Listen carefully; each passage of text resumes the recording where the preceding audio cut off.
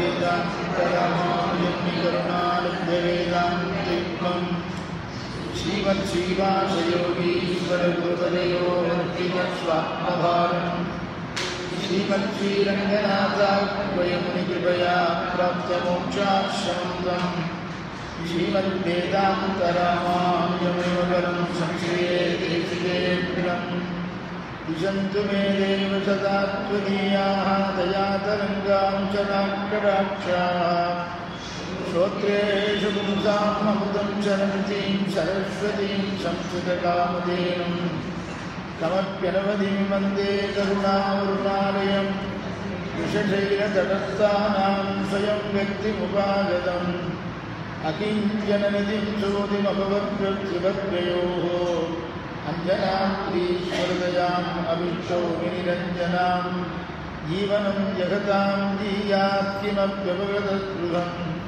स्वतन्त्रं सर्वतन्त्रेषु वेङ्कटेशाद्वयं मगः पण्डिनां मरेन्द्रेन्द्रियं केल्विं पदं பொருளும் இந்தமாயுரிந்தகரங்குடியனும் பெரிய புலனுடியனும் உண்டல் மாறுதம் குறைகடலேறும் ஏழுமாறும் அந்தமும் தானாய் வருவான் அரங்கமானே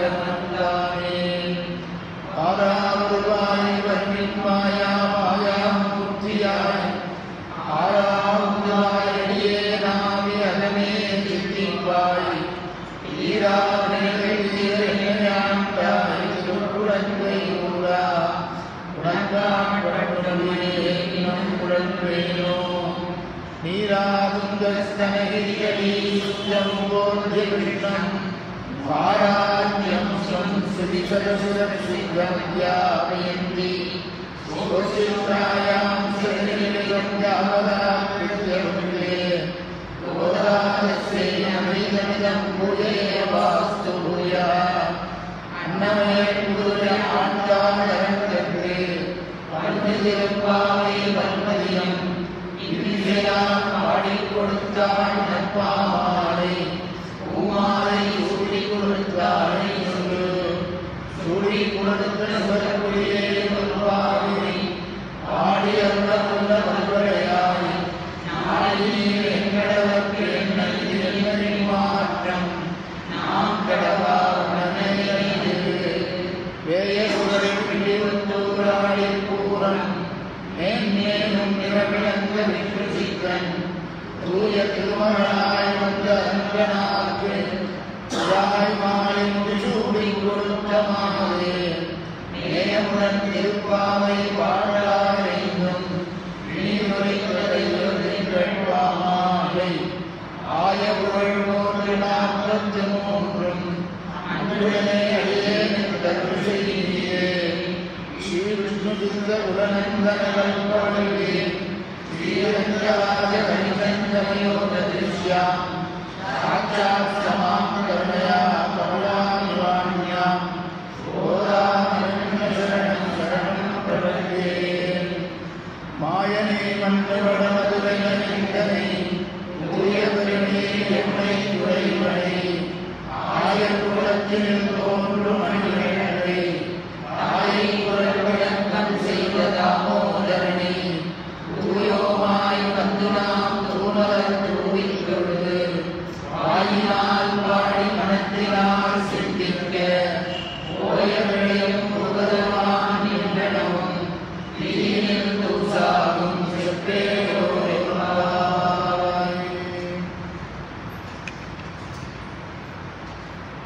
ரொம்பவும் முக்கியமான பாசுரம் 5வது பாசுரம். நாம் பண்ணுற பக்தியினாலே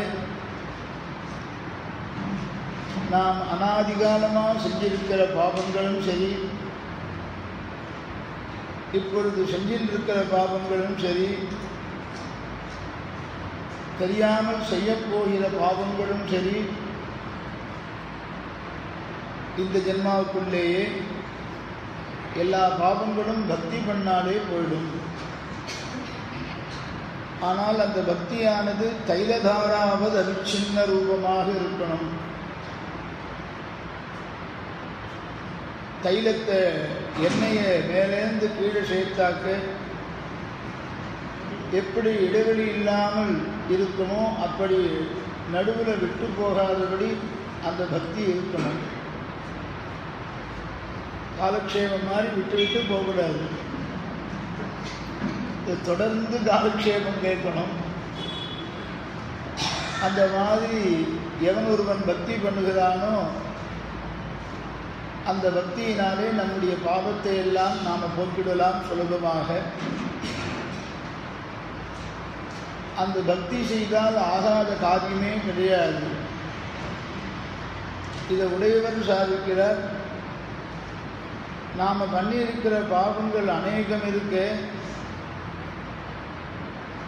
பாவங்கள் அதிகமாக இருக்கும் பொழுது நாம் கொஞ்ச நாள் பண்ணுற பக்தியினால் இந்த பாவங்கள் போயிடுமா அப்படின்னு கேட்டு உடையவர் பதில் சாதிக்கிறார். அன்னன்னைக்கு பண்ணுற பாவங்கள் அன்னன்னைக்கு பண்ணுற பக்தியினாலேயே போயிடுவது. அனாதிகாலமாக பண்ணியிருக்கிற பாவங்களுக்கு பக்தி யோகம் பண்ணணும். அன்னன்னைக்கு பண்ணுறதான பாவத்துக்கு போகணுன்னாக்க அன்னன்னைக்கு பெருமாளை சேவிக்கிறது, ஆராதனம் பண்ணுறது, அவனுடைய கதையை கேட்கிறது, பாகவதாரோடு பேசுறது, இப்படிப்பட்ட காரியத்தெல்லாம் செஞ்சாக்க அன்னன்னைக்கு பண்ணுற பாவங்களும் போயிடும். மேலும் அன்னன்னைக்கு பண்ணுற பாவங்கள் அன்னன்னைக்கு செய்ய வேண்டிய தர்மம்னு ஒன்று இருக்குது. நித்திய தர்மம்னு பேர். பிரதிதினமும் செய்ய வேண்டிய தர்மம் என்று சிலது, ஒரு காரணத்தினாலே செய்ய வேண்டிய தர்மங்கள் என்பது சிலது. ஒரு காரணம்னு சொன்னாக்க கிரகணம் வந்தால் கிரகண காலத்தில் சில தர்மம் பண்ணுறோம், தர்ப்பணாதிகளும் பண்ணுறோம். மாசபத்து வந்தால் மாசபத்து தர்ப்பணம் பண்ணுறோம். அதே மாதிரி அமாவாசை வந்த அன்னைக்கு அமாவாசை அன்னைக்கு தர்ப்பணம் பண்ணுறோம். ஒரு காரணத்தினாலே பண்ணக்கூடிய தர்மங்கள், பிரதிதினமும் பண்ண வேண்டிய தர்மங்கள், ஒரு பலனை குறித்து செய்கிறதான தர்மங்கள், காரியங்கள். இப்படிப்பட்டதான அன்னன்னைக்கு பண்ணக்கூடிய தர்மங்களை நாம் அனுஷ்டிக்கிறதுனால கொஞ்சம் கொஞ்சமாக நாம் பண்ணின பாபங்கள் எல்லாம் குறைஞ்சிட்டு வருது அப்படின்னு சாஸ்திரம் சொல்கிறது. ராமானுஜன் அது சொல்கிறார். அகரகரம் தீயமான வர்ணாஸ்ரமதன்மானுகிரகீத ததுபாசன ரூபதத் சமாராதன பிரீதா உபாசீனான் அப்படின்னு சீபாஷத்தில் இதை ராமானுஜர் சொல்கிறார்.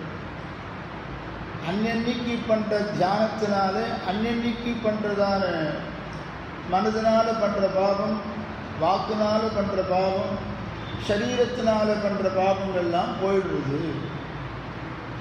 இதுக்கு ஸ்ரீ புருஷாங்கிற வித்தியாசம் இல்லை. பக்தி யோகத்துக்கு தான் அந்த வித்தியாசம் உடைய ஒழிய பிரதிதினமும் பண்ணக்கூடிய பக்திக்கு புருஷர்களும் பண்ணலாம், ஸ்திரீகளும் பண்ணலாம். என்ன, புருஷர்களுக்கும் பாவங்கள் சம்பவிக்கிறது, ஸ்திரீகளுக்கும் பாவங்கள் சம்பவிக்கிறது. அப்படி பக்தி பண்ணினா ஆகாத காரியமே கிடையாது. அதனால் நாம் பக்தி பண்ணுவோம் என்று நோன்புக்கு கோபிகள் எல்லாம் அழைக்கிறார் ஸ்ரீ ஆண்டாள் என்பது இந்த 5வது பாசுரத்தினுடைய அவதாரிகை. எல்லா கோபிகளும் வாங்கோ, நாம் கிருஷ்ண பக்தி பண்ணுவோம், கிருஷ்ண பக்தி பண்ணுவோன்னு பொதுவாக இங்கே கிருஷ்ணாவதாரத்தில் கோபிகள் ஈடுபாடு இருந்ததுனால, துவாபர யுகத்தில் நடந்த காரியமானபடியினாலே கோபிகள் எல்லோரும் இந்த விரதத்தை துவாபர யுகத்தில் கிருஷ்ணனை அடைவதற்காக அந்த விரதத்தை அனுஷ்டிச்சதுனால கிருஷ்ண பக்தி பண்ணுவோம்னு சொல்கிறான். உண்மையிலேயே கிருஷ்ண பக்தின்னு சொன்னால் பகவத் பக்தின்னு அர்த்தம். கிருஷ்ணங்கிற சப்தத்துக்கு ராமனையும் கிருஷ்ணன்னு சொல்லலாம், நிருசிம்மனையும் கிருஷ்ணன்னு சொல்லலாம், மத்ஸ்யகூர்ம வராகாதிகளையும் கிருஷ்ணன்னு சொல்லலாம். ஏன்னா வேதத்திலேயே கிருஷ்ண சப்தம் சொல்லப்பட்டிருக்கு.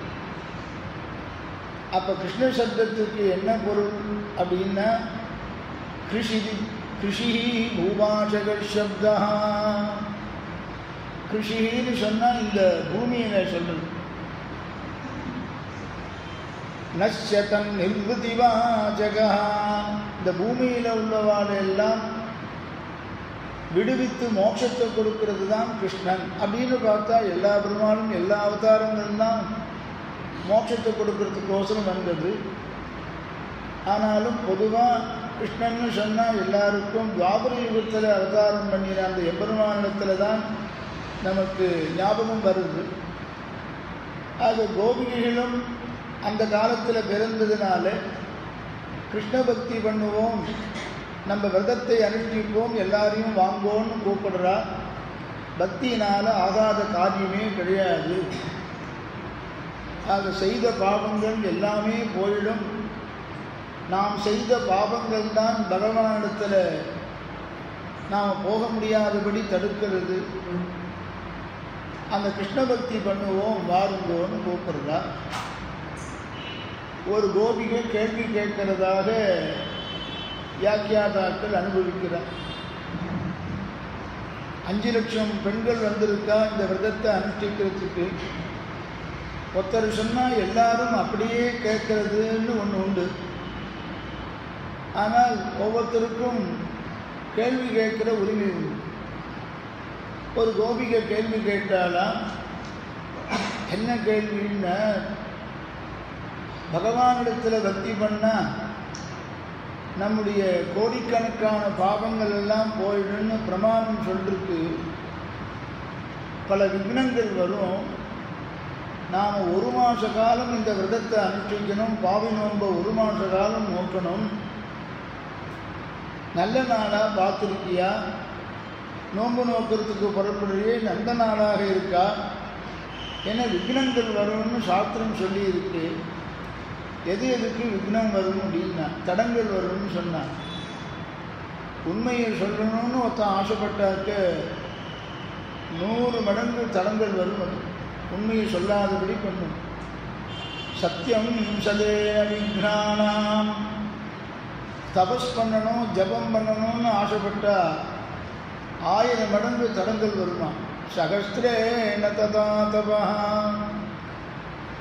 பகவானிடத்தில் பக்தி பண்ணணும்னு சொன்னால் 10,000 மடங்கு தடங்கள் வருமா. ஆராதனை பண்ணணும்னு இன்றைக்கி ஆரம்பிக்கலாம். ஏண்டா 4 நாள் ஆச்சு வாழ்வி மாதம்னு 4 நாளாக தூங்கிட்டேன், தமோ குணம் வந்தது, இன்றைக்கி தான் ஆராதனை பண்ணணும்னு ஆரம்பிக்குவேன்.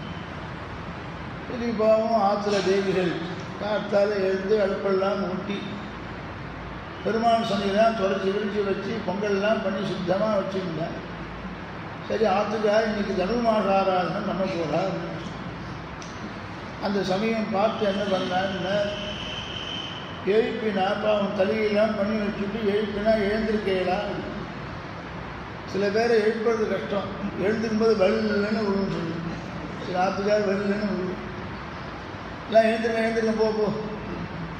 இல்லை வைகுண்ட ஏகாதசி பெருமாள் சேவிக்க போனோம், சீக்கிரம் ஆராதனத்தை பண்ணுங்கோ அப்படின்னா புரியுதுதா. வைகுண்ட ஏகாதசி சீக்கிரம் எழுந்திருப்போ பண்ணிட்டு போகிறேன்.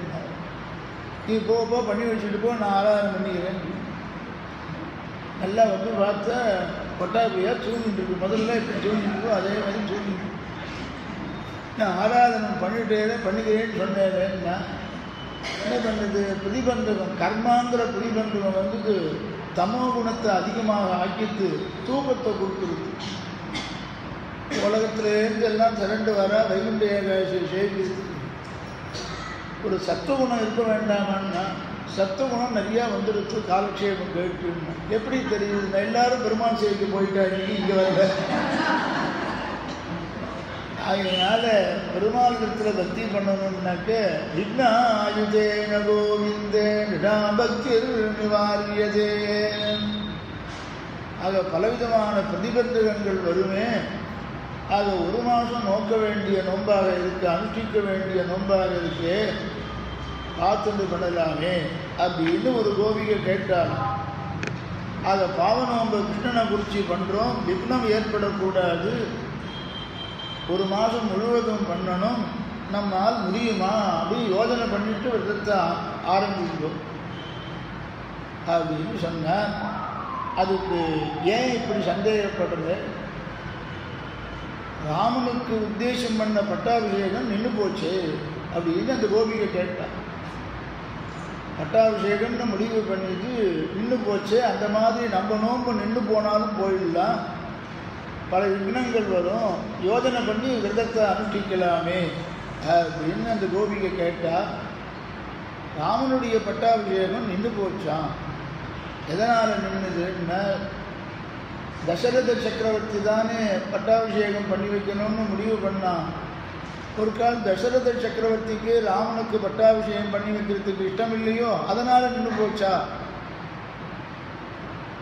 அவன் விரும்பிதான் ராமனுக்கு பட்டாபிஷேகம் பண்ணி வைக்கணும்னு சொன்னான். பின்ன ஏன் பட்டாபிஷேகம் நடக்கலை? தசரத சக்கரவர்த்தி இருக்கும் பொழுது ராமனுக்கு பட்டாபிஷேகத்தை ஜனங்கள் விரும்பலையோ, ஜனங்களுக்கு இஷ்டம் இருந்தால் தான் காரியம் நடக்கும், ஜனங்களுக்கு விருப்பம் இல்லையோ அதனால் பட்டாபிஷேகம் நின்று போச்சோ? அப்படி இல்லை, ஜனங்களுக்கும் ராமன் எப்பொழுது பட்டாபிஷேகம் பண்ணிக்க போகிறான்னு ஜனங்கள்லாம் காத்துட்டு இருந்தா, பின்ன நாள் குறிச்சிட்டு தப்பாக போச்சா? இன்னைக்கு பட்டாபிஷேகம்னு நாள் குறிப்பாலும் இங்கே நாள் பார்ப்பாலே நாள் குறிக்கிறது தப்பாக போச்சா? இல்லை வசிஷ்டரே நாள் பார்த்து சொல்லியிருக்கார், சரியாக நாள் குறிச்சிருக்கார், ஆனால் பட்டாபிஷேகம் நின்று போச்சு. பின்ன ஏன் பட்டாபிஷேகம் நின்னது? எல்லாம் சரியாக இருந்து பட்டாபிஷேகம் நின்று ராமனுக்கு நாள் குறித்து ராமனுடைய பட்டாபிஷேகமே நின்று போச்சு. அதை நாம் பாவனோம்பு நோக்கணும்னு கிருஷ்ண பக்தி பண்ணணும்னு கிருஷ்ணனை குறித்து நாம் பக்தி பண்ண போலுமே நின்று போயிடலாமே, பல விக்னங்கள் வருமே, யோஜனை பண்ணி ஒரு மாதம் பண்ண வேண்டிய விரதத்தை நல்ல நாளாக பார்த்து ஆரம்பிக்கணும்னு ஒரு கோபிகை கேள்வி கேட்டாலாம். ராமனுடைய பட்டாபிஷேகத்தை உத்தேசம் பண்ணி ஏன் நின்று போச்சுங்கிறதுக்கு தேசிகன் பதில் சொல்கிறார். தசரதனுக்கும் இஷ்டமாக இருந்தது, பிரஜைகளுக்கும் சம்மதமாக இருந்தது, வசிஷ்டர் நாள் குறிச்சார், இவ்வளவு இருந்தும் பட்டாபிஷேகம் நின்று போச்சு. இதுக்கு என்ன காரணம்னா தேசிகன் பாதுகா சகஸ்ரத்தில் பதில் சொல்கிறார். ராமே ராஜ்யம் விதுரபிமதம் சம்மதஞ்ச பிரஜானாம் மாதா வவ்ரே ததிகவரதே சத்யவாதி ததௌச்ச சிந்தாதீதசமஜனிததா பாதுகாக்ரியாபிஷேகः துர்விஜானஸ்வஹுதயமஹோ தெய்வமத்ர பிரமாணம் அப்படின்னா, ராமே ராஜ்யம் பிதிரபிமதம், ராமனுக்கு பட்டாபிஷேகம் பண்ணி வைக்கணும்னு பிதாவாகிற தசரதனுக்கும் சந்தோஷமாக இருந்தது. அவன் சந்தோஷப்பட்டு தான் பட்டாபிஷேகம் பண்ணி வைக்கணும்னு முடிவானான். சம்மதஞ்ச பிரஜானாம், பிரஜைகளுக்கும் சம்மதமாயிருந்தது. ராமன் எப்பொழுது பட்டாபிஷேகம் பண்ணிக்க போகிறோம் அதை நாம் பார்க்கலாங்கிற குதூகலத்தோடையே இருந்தாலும், சந்தோஷத்தோடு துள்ளி பிடிச்சாலும். இச்சாமோகி மகாபாவம் ரகுவீரம் மகாபலம் அப்படின்னு பிரஜைகளுக்கும் சம்மதமாயிருந்தது. நாள் குறித்த வசிஷ்டர் எப்படிப்பட்டவன்னா மந்திரவிதாம் சிரேஷ்டா, மந்திரங்களையும் மந்திரங்களுடைய அர்த்தத்தையும் தெரிந்தவர்களிலேயே மிக உயர்ந்தவனான வசிஷ்டர் நாள் குறிச்சார். அப்படி இருந்தும் பட்டாபிஷேகம் ஏன் நின்றுதுன்னு கேட்கறதுக்கு சுவாமி தேசிகன் பதில் சொல்கிறார். பாதுகைக்கு பட்டாபிஷேகம் ஆனோன்னு தெய்வ சங்கல்பம் இருந்திருக்கு, அதனால் ராமனுக்கு குறித்த நேரத்தில் பட்டாபிஷேகம் நடக்கலை. சிந்தாதீதா சமஜனிததா பாதுகாக்ரியாபிஷேகா துர்விஜானஸ்வஹுதயமஹோ தெய்வமத்ர பிரமாணம். ஆகையினால ஈஸ்வர சங்கல்பம் பாதுகைக்கு பட்டாபிஷேகம் பண்ணி 14 வருஷம் ராஜ்ய பரிபாலனம் பண்ணணும்னு இருக்கிறதுனால தசரதன் முடிவு பண்ணியும் வசிஷ்டர் நாள் பார்த்தும் ஜனங்களுக்கு இஷ்டமிருந்தும் ராமனுடைய பட்டாபிஷேகம் நின்று போச்சு. ஆகையினால கிருஷ்ண பக்தி பண்ணுறதுக்கு நோன்பு நோக்கிறதுக்கு கூப்பிடுறியே, விக்னங்கள் இப்படி வருமே, நல்ல நாளாக பார்த்துட்டியா, ஒரு மாத காலம் பண்ணணுமேன்னு 5 லட்சம் பெண்களில் ஒரு கோபிகை கேள்வி கேட்டாள்.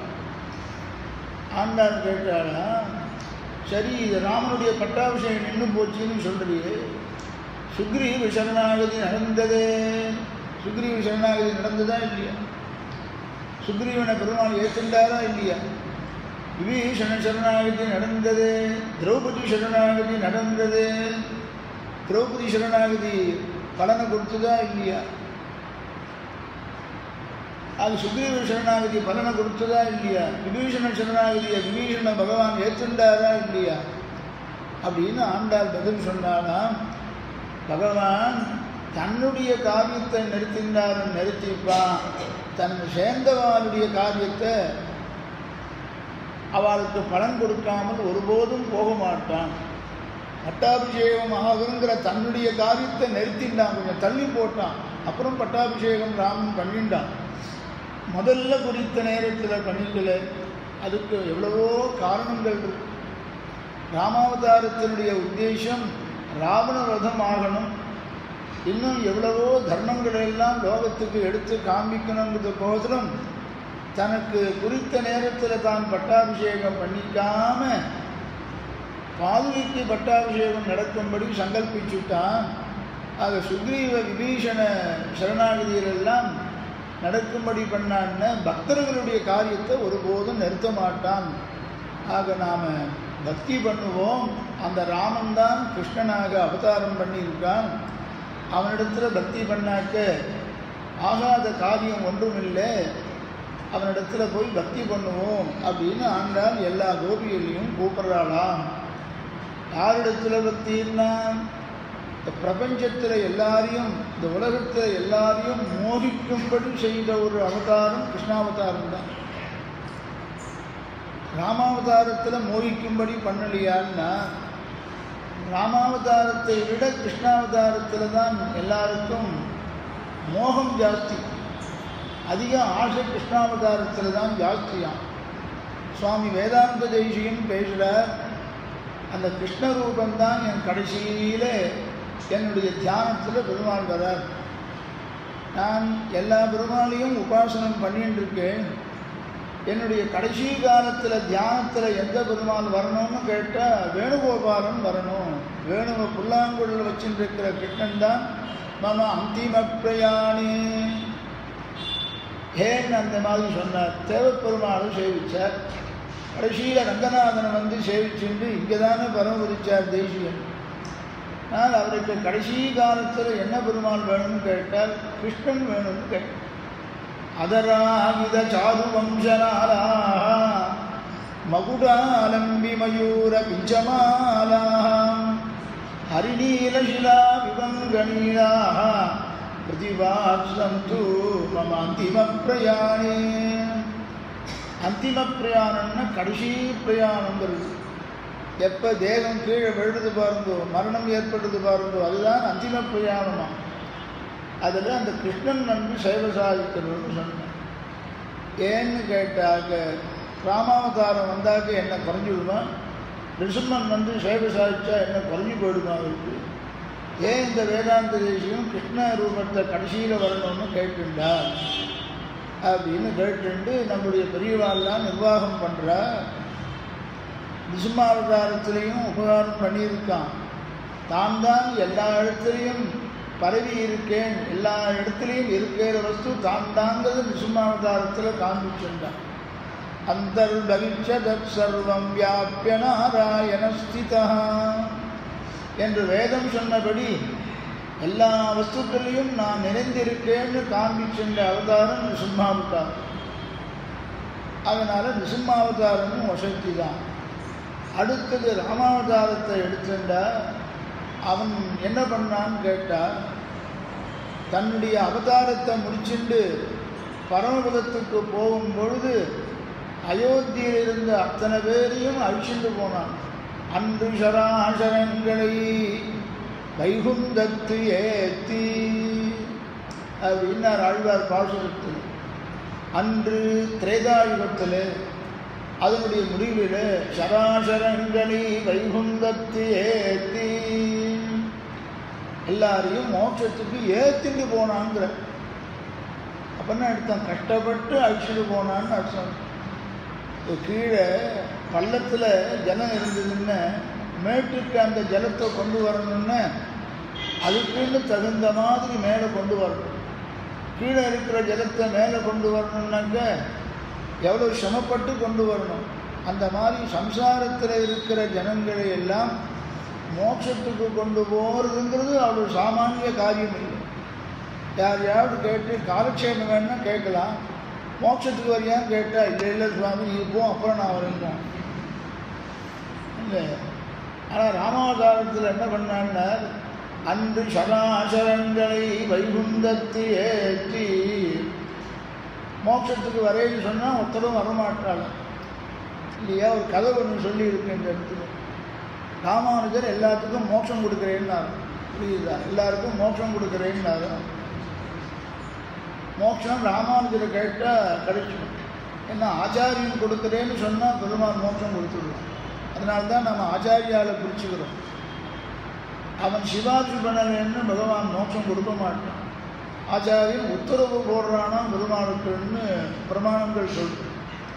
ஆத்ம ஞானம் உள்ள ஆச்சாரியன், ஈஸ்வர ஞானம் உள்ள ஆச்சாரியனாக இருக்கணும். ஈஸ்வரனை எல்லாம் தெரிஞ்சின்றவனாக இருக்கணும் அந்த ஆச்சாரியன். அப்படிப்பட்ட ஆச்சாரியன் சொல்கிறபடி பெருமாள் கேட்குறார். நம்ம ரங்கநாதன் கூட கேட்குறாரு பார்ப்போம். தேசிக ஆதேச காஞ்சி தேசிகன் சாதிக்கிறார். ஆச்சாரியன் பகவானுக்கு உத்தரவு போடுறத பகவான் எதிர்பார்த்துன்னு இருக்கான். இந்த ஜீவனுக்கு மோட்சம் கொடுன்னு உத்தரவு போடணுமா எதிர்பார்த்துன்னு இருக்கான். இந்த மாதிரி ராமானுஜர் எல்லாருக்கும் மோட்சம் கொடுக்குறேன்னு சொன்னாராம். ஸ்ரீவைகுண்டத்திலேருந்து ஆதிசேஷனுடைய அம்சமாக இந்த லோகத்துக்கு வந்து இறங்கி சரணாகதி மார்க்கத்தை எல்லாருக்கும் புரியும்படி உபதேசம் பண்ணி சரணாகதியை பண்ண வச்சு மோட்சத்துக்கு எல்லாரும் போகும்படி பண்ணாங்க. திடீர்னு கூட்டம் தாங்கலையா ஸ்ரீவைகுண்டத்துக்கு. ஸ்ரீவைகுண்ட ஏகாதசிக்கு கூட்டம் இன்னைக்கு இருந்து பாருங்க, அந்த மாதிரி கூட்டம் தாங்கலையா ஸ்ரீவைகுண்டத்துக்கு.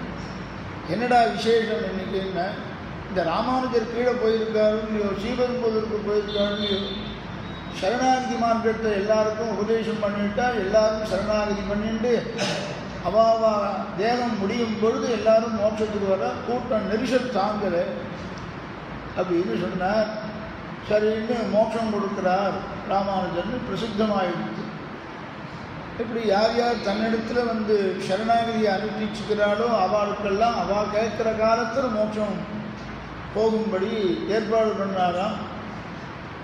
இப்படி இருந்துட்டு பிரதி தினமும் பாஷ்யக்காரர் ஆச்சரியமாக வடதிருக்காவேரிக்கு தீர்த்தாமாடு போவாராம். சில சமயத்தில் காவேரிக்கு அகண்ட காவேரிக்கு தீர்த்தாமாட போவாராம். அப்படி பிரதி தினமும் தீர்த்தாமாடுற சமயத்தில் வயசான பாட்டியை ஒட்டி தீர்த்தாமாடின்னு இருந்தாங்க. இந்த உடையவர் எந்த துறையில் இறங்குறாரோ அந்த துறைக்கு பக்கத்து துறையில் அவனும் இறங்கி குறிப்பார். ஸ்ரீரங்கத்தில் பார்த்தாலும் தீர்த்தா மாடிவிட்டு ஆச்சரியமாக வஸ்திரங்கள்லாம் சரி பண்ணிட்டு ரங்கநாதன் இருக்கிற அந்த திக்கை பார்த்து ரங்கநாதா சீக்கிரமாக இன்னும் திருவடிக்கு சேர்த்துக்கோ அப்படின்னு போகலாம். இந்த பாட்டியம்மா ரங்கநாதா சீக்கிரம் திருவடிக்கு சேர்த்துக்கோன்னு பிரதி தினமும் சொல்லிட்டு இருந்தான். இது அங்கே அனுஷ்டானம் பண்ணிட்டு இருந்த பாஷ்யக்காரரும் இந்த காட்சியை பார்த்துட்டு இருக்கார் பிரதி தினம். இந்த பாட்டியம்மா இப்படி சொல்கிறாளே, என்ன அவளுக்கு பக்தி பாரு, இந்த லோகத்தில் என்ன வைராக்கியம் பாரு, இந்த லோகத்தில் இருக்கிறதுக்கு பிடிக்கல, மோட்சத்துக்கு போகணும்னு ஆசைப்படுறாளே, திருவடியை சேர்த்துக்கோன்னு சொல்கிறாளே, ஒரு நாள் சொல்லலை பிரதி தினமும் சொல்கிறாளே அப்படின்னு பார்த்துட்டு ஒரு நாள் அந்த பாட்டியம்மா இருக்கிற ஆற்றுக்கு போகிறாராம் ஸ்ரீரங்கத்துக்கு. அந்த பாட்டியம்மா எங்கே இருந்தான்னு இப்போ அந்த ஆற்றை கண்டுபிடிச்சி நாம் விலைக்கு வாங்கினா தேவை அப்படின்னு அந்த பாட்டியம்மா எங்கே இருக்கான்னு கைங்கரியபுராவை கேட்டு அந்த இடத்துல சொன்னேன். மறுநாள் யாருக்கும் தெரியாமல் அந்த பாட்டியம்மா ஆற்றுக்கு போயிட்டார். ராமானுஜர் நேர்லேயே போயிட்டார். உயர்ந்த ஆச்சாரியால் தான் தங்களை உபச்சாரம் பண்ணணும்னு எதிர்பார்க்கவே மாட்டேன். தங்களுக்கு எங்கே விருப்பமோ அந்த இடத்துக்கு பிடிச்சிருக்கோ, உண்மையான பக்தர்கள் எங்கே இருக்காரோ அங்கே தானாகவே போயிடுவான். பகவான் கூட அப்படித்தான். உண்மையான பக்தனிடத்தில் கூப்பிடாமையே அவனே தானே வந்துடுவானான். என் குட்டன் வந்தன்னை புறம் புல்குவான், கோவிந்தன்னை புறம் புல்குவான். கையாழ்வார் பாசுரம். உண்மையான பக்தனிடத்தில் தானாகவே போயிடுவான். கூப்பிட்டு தான் போகணும்னு அவசியம் இல்லை. என்ன பெருமாள் சேவைக்கு வரையலான்னா எனக்கு பெருமாள் சேவை சாதிச்சு விட்டாருன்னு இதெல்லாம் போகும் முண்டி அடிச்சுட்டு இங்கே போய் அந்த போலீஸ்காரங்காலில் விழுந்து அந்த போலீஸ்காரங்காலில் விழுந்து நாயகனாய்ந்த நந்தகோபருடைய கோயில் காப்பானே சத்த விடுறாப்பா, சத்த போய் சேவிச்சுட்டு விடுறாண்டாப்பான்னு எவ்வளோ கெஞ்சிரா வரும். எவ்வளோ தோஷமே இல்லை. ஆண்டாளே கோயில் காப்பானையும் வாசல் காப்பானையும் கெஞ்சி தான் பெருமாள்கிட்ட போயிருக்கு. அதனால் இவெல்லாம் துவாரபாலகாலும் நினச்சிக்கணும். இந்த துவாரபாலகால் என்ன பூட்ஸு போட்டுன்னு இருக்க மாட்டேன், இவெல்லாம் பூட்ஸு போட்டுட்டு அது என்ன பண்ணுறாங்கன்னு சில சமயத்தில் பூட்ஸை போட்டுட்டு ரப்பர் செப்பல் போட்டுட்டு உள்ளுக்குள்ளேயே விட்டுடுறாங்க. நேற்று ஒருத்தர் குறை பண்ணிருக்காங்க. அவெல்லாம் துவாரபாலகாலும் நினச்சிக்கணும். நம்ம பதவி தள்ளினான்னு சொன்னாக்க போலீஸ்காரன்னாக்க துவாரபாலகாருக்கு திருவுள்ளம் இல்லை அப்படியே நினச்சிக்கணுமா. எப்படி சாஸ்திரத்தை அனுஷ்டானத்தில் கொண்டு வந்தால் ரொம்ப நன்னா இருக்கும். அந்த மாதிரி இவர் உண்மையான பக்தனுக்கு தானாகவே பெருமாள் வந்துடுவாங்க. நான் சேவிக்கலையான்னு கேட்டால் நான் சேவிச்சுட்டு வந்துவிட்டேன். இல்லை சேவிக்கலேன்னு பார்த்தேன், சேவிக்கலையோன்னு பார்த்தேன், நான் சேவிச்சுட்டு தான் வந்திருக்கேன் அப்படிங்கிறான். அந்த மாதிரி பெரியாழ்வார் கிட்டக்க தானாகவே பெருமாள் வந்து என்ன அனுபவின்னு பெருமாள் சொன்னாராம். என்ன உண்மையான பக்தர் பெரியாழ்வார். அது அவரே சொல்கிறார். என் பின்பக்கத்தில் வரான், என் பின்பக்கத்தில் வந்து என் முதுக கட்டிக்கிறான். யாருடா கட்டிக்கிறான்னு திரும்பி பார்த்தா கிருஷ்ணன் கட்டிக்கிறான். யசோத மாதிரி பார்க்குறார் தன்னை. யசோதையை கட்டிப்பானோ இல்லையோ, கட்டின்தான் பின்னால் வந்து ஒரு குழந்தை கட்டிக்கிறது. கிருஷ்ணன் வந்து கட்டிக்கிறான். என் குட்டன் வந்தென்னை புறம் புல்குவான், கோவிந்தன்னை புறம் புல்குவான். அது மாதிரி தானாகவே சௌலபியம் இருந்தாக்க தன் பக்தனிடத்தில் வந்துடுவானோ. அந்த மாதிரி தான் நம்முடைய ஆச்சாரியர்களும் பாஷ்யகாரர் பிரதிதினமும் ரங்கநாதா திருவடியை சேர்த்துக்கையோ அப்படின்னு சொன்ன பாட்டியம் மாற்றி கூப்பிடாமையே போயிட்டாங்க. அம்மா நீ பிரதிதினமும் நான் உன்னை பார்க்குறேன், காவேரி கரையில் பார்க்குறேன். அந்த தீர்த்தா மாறிட்டு அங்கேருந்து வரும்போது ரங்கநாதனை பார்த்து அந்த கோபுரத்தை பார்த்து ரங்கநாதா திருவடி சீக்கிரமாக சேர்த்துக்கோ, சீக்கிரமாக சேர்த்துக்கோன்னு சொல்கிறியே, சம்சாரம் உனக்கு பிடிக்கலையா? சம்சாரம் பிடிக்கலையான்னு கேட்டேன். என்ன இருக்குது சுவாமி இந்த சம்சாரத்தில்? சீக்கிரம் மோட்சத்துக்கு போனால் பெருமாளை அனுபவிக்கலாம், இங்கே பசி கிடையாது, தாகம் கிடையாதுன்னு சொல்கிறார். அங்கே அசூய கிடையாது, பொறாமை கிடையாதுன்னெலாம் உபனிஷத்து சொல்லியிருக்குன்னு சொல்கிறார். காலட்சேபத்திலெல்லாம் பெரியவாள்லாம் சொல்கிறார். அதனால் சீக்கிரமாக போயிடலான்னு முடிவு பண்ணுறேன்னார். உனக்கு மகான்களுக்கு கூட வராத வைராக்கியம் உனக்கு வந்திருக்கு. அதுக்கு ஒரு வழி இருக்குது, சரணாகிதி ஒன்று இருக்குது. ஆத்த பிரபத்தின்னு பேர். கேட்குற க்ஷணத்திலேயே மோட்சம் கிடைச்சிடும். ஆனால் பண்ணிக்கிறது இல்லை. உனக்கு அந்த பக்குவம் இருக்குது. அந்த ஆத்த பிரபத்தியை உனக்கு பண்ணி வச்சுடுறேன், சீக்கிரம் மோட்சத்துக்கு போறியா, இப்பயே க்ஷணத்தில் போறியான்னு. இந்த பாட்டியம்மா பார்த்தா, ஏன்னோ பிராமணரு நான் நன்னா இருக்கிறது உங்களுக்கு பிடிக்கலையான்னு, நன்னா இருக்கிறது பிடிக்கலையான்னு கேட்டாங்க. அதனால எல்லாரும் மோட்சம் போகணும்னு சொல்லுவா. மோட்சத்துக்கு வரையான்னு கேட்டால் ஒருத்தரம் வரமாட்டான். நீ இருக்கும் அப்புறம் பார்த்துக்கலாம், நான் அப்புறம் வரேங்கிறா பாருங்க. அந்த மாதிரி திரேதாயுகத்தில் ராமன் என்ன பண்ணான்னா, தன்னுடைய அவதாரத்தை முடிச்சுட்டு போகும்பொழுது அத்தனை பேர்களையும் மோட்சத்துக்கு அழிச்சுண்டு போனான், சமப்பட்டு ஏற்றிண்டு போனாங்கிறார் ஆழ்வார்.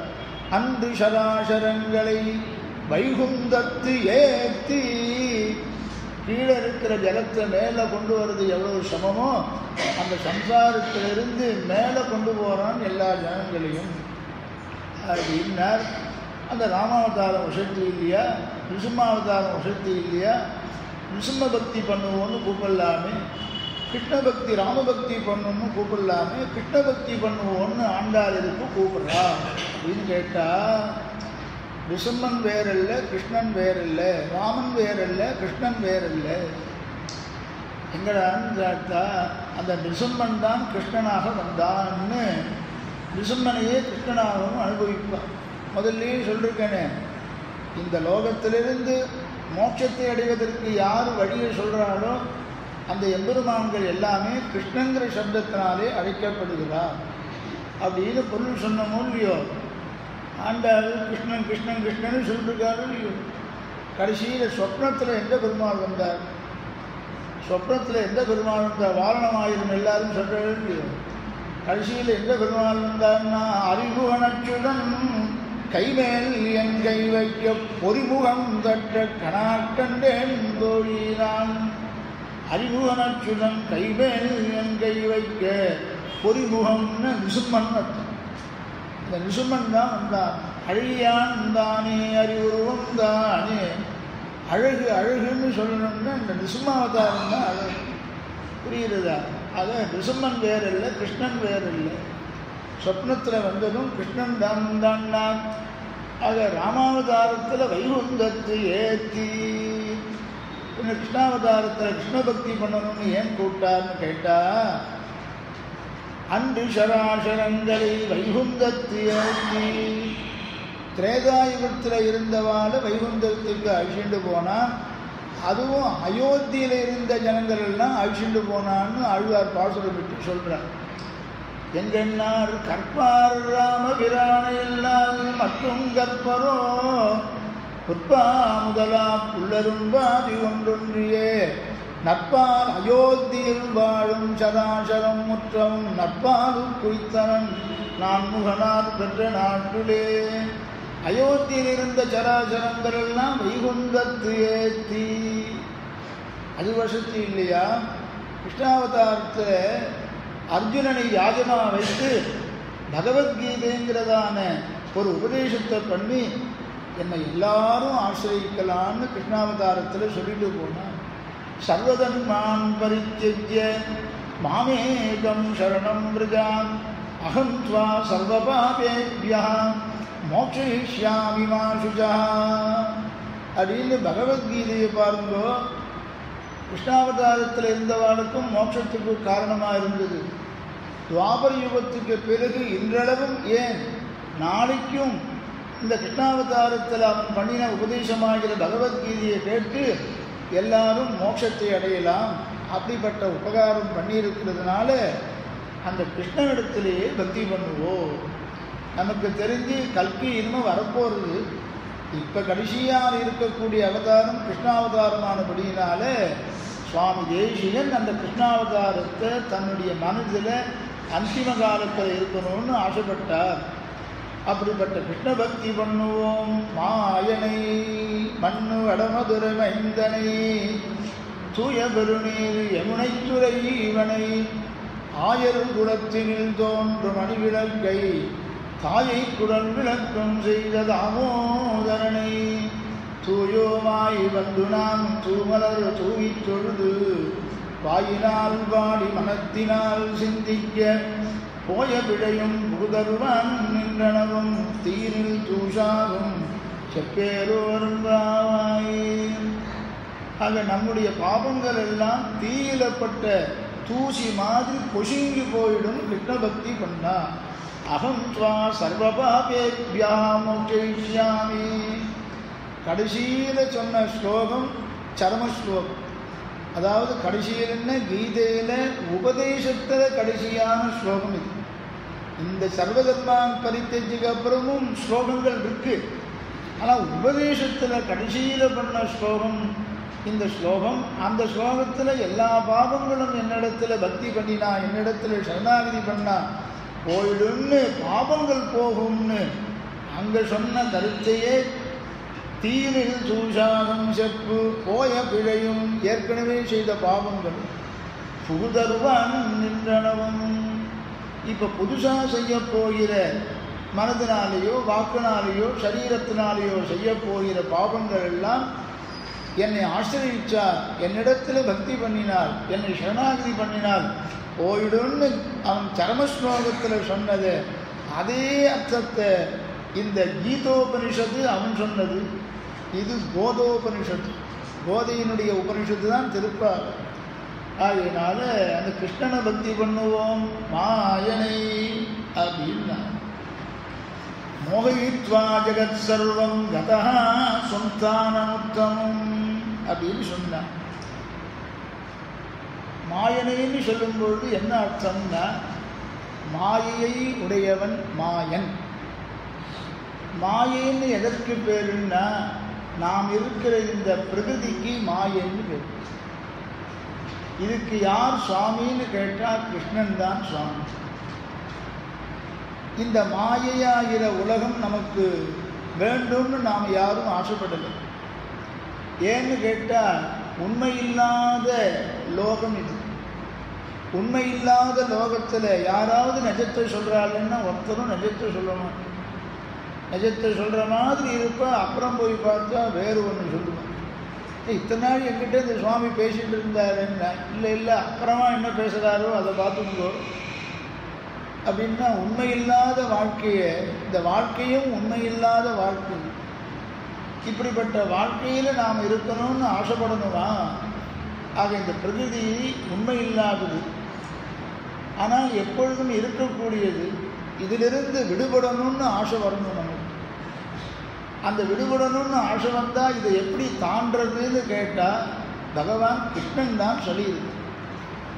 மாயாந்து பிரகிருதிம் வித்யாத் பாயினந்து மகேஸ்வரம். பகவத்கீதையிலே அவன் சொல்லியிருக்கான், மாயை என்று பிரகிருதியை நினைச்சுக்கோ. பிரகிருதி என்று சொன்னால் 24 தத்துவங்களான நாம் இருக்கிறதான இந்த சரீரம், இந்த உலகம், இது பிரகிருதி, மாயைன்னு அழைக்கப்படுகிறது. இந்த மாயையை இஷ்டப்படி அவனவனுடைய கர்மாவுக்கு தகுந்த மாதிரி இந்த பிரகிருதியை நான் அவனவனுக்கு சரீரமாக கொடுக்கிறவன் யார் தெரியுமா? கிருஷ்ணன் தான். மாயினம், மாயின்னு பேர் அவனுக்கு. மாயையை தன் இஷ்டப்படி கர்மாவுக்கு தகுந்த மாதிரி நமக்கு ஒரு உருவ அமைப்பை அமைச்சு கொடுக்குறான். சரீரத்தை எடுத்துட்டு கஷ்டப்படுறோம். இந்த சரீரம் இவனுக்கு ஆகட்டும்னு நியமிச்சவன் பகவான். மாயினந்து மகேஸ்வரம். எல்லாம் இருக்கே, இந்த மாயை ஆகாதுன்னு சொல்றியே, வேண்டான்னு சொல்றியே, இந்த மாயை உன் இஷ்டப்படி கர்மாவுக்கு தகுந்த மாதிரி நீ பண்ணுறேன்னு சொல்றியே, நீ இஷ்டப்பட்டாக்க இந்த இடத்துலேருந்து என்னை எடுத்துடலாமோ இல்லையோ, இந்த சம்சாரத்திலேருந்து என்னை விலக்கிடாமோ இல்லையோ, அதுக்கு நீ சங்கல்பம் பண்ணுறது தானே. என்ன சங்கல்பம் பண்ணிவிடுவேன், நீ உங்களுக்கு ஆசை இருக்கும், நீங்களும் அதை விரும்பணும். இந்த சம்சாரமே உண்மையானதுன்னு நினச்சிட்டு இருந்தாக்க என்ன பண்ண முடியும்? இந்த சம்சாரத்தை விட்டுட்டு இந்த ஆசையை விடணும். அதான் சொல்கிறார், லவலேஷம் ஆசை இருந்தால் கூட போதுமா? பெருமாள் கிட்ட நாம் இன்றைக்கி போகணும்னு கொஞ்சம் ஆசை இருந்தால் போயிடுமா? அந்த ஆசை கொண்டு பெருமாளிடத்தில் சேர்த்து நினச்சிக்கணும். எப்படியாவது காத்தால 4:30 மணிக்கு எழுந்து சீத்தா மாடி இடம் பிடிச்சி அந்த குட்டெல்லாம் வரதுக்கு முன்னால் ஓடி போய் உட்காந்துடணும் அப்படின்னு நினச்சிட்டு கொஞ்சம் ஆசை இருந்தால் போதும். யாரையும் விட மாட்டேன். இப்போ கதவு போட்டுட்டானோ தாயாசங்க வாசலில் விடலையா? 4:30 மணி 5 மணிக்கு ஓடினவாள்லாம் எப்படியோ ஓடிவிட்டான். இந்த லவலேஷம் ஆசை, லவலேஷம் என்ன பண்ணிட்டு பாருங்கோ, உள்ளே விட்டுவிட்டான். என்னமோ அவனுக்கே கருணை வந்துடுது. சரி சரி, ஒரு கூட்டமாக இருந்தால் எல்லாம் உள்ளே போகும்போன்றான். நீ சொல்கிறா, போனவாள்லாம் சொல்கிறா. அந்த ஆசை கொஞ்சம் இருக்கணும்னு. சரி, அப்புறமா போனவாலும் ஆசைப்படலையான்னு கேட்டான். ஏன் லேட்டாக வந்தது ஆசை, அதனால் லேட்டாக போகும். ஆசை காத்தால வெளியே போய் சேவிக்கணும்னாட்டு அதை சேவிச்சுக்குவோம். லேட்டாக தானே ஆசை வந்தது, கொஞ்சம் லேட்டாக தான் பெருமாள் கொடுப்பார், லேட்டாக கொடுப்பார். அந்த விமான வேலையில் ஓடி போயிடணும்னு ஆசை வந்தது போகிறது. இந்த லவலேஷம் இருந்தால் போதுமான சுவாமி பெருமாள் அவன் அழிச்சுடுவானா. ஆகம சாஸ்திரம் இப்படி சொல்லுது, வெறும் ஆஸ்திக்குக்கோசம்னு சொல்லலை. பாஞ்சராத்திர ஆகம சாஸ்திரம் பெருமாளை சேவிக்க போகணும்னு ஒருத்தன் ஆசைப்பட்டாக்க அவன் என்ன பண்ணுவான்னா, கர்ப்ப கிரகத்திலிருந்து அவன் புறப்படுவானா நம்ம நோக்கி.